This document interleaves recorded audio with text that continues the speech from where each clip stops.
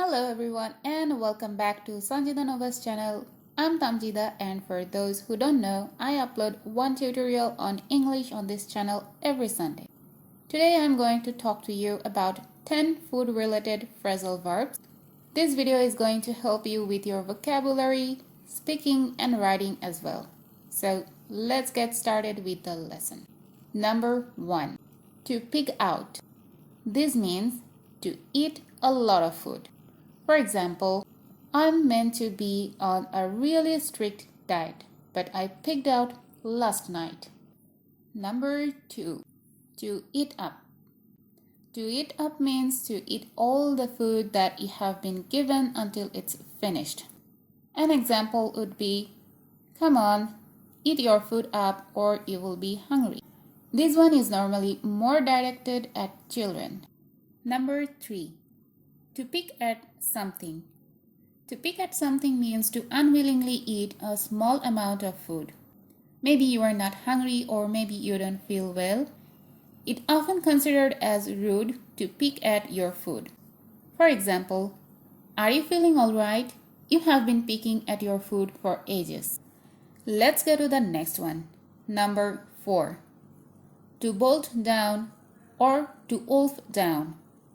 That means you eat everything really quickly. An example would be, I bolted down my breakfast this morning because I was late for my class. Number 5. To cut out. If you are cutting out a specific food or a food group, it means you are eliminating it from your diet. For example, sorry, no cake for me, I'm cutting out sugar. Number 6. To cut back. To cut back means to reduce. It's very similar to the previous one, but you are not eliminating foods, you are just reducing the amount of food or food group that you are eating.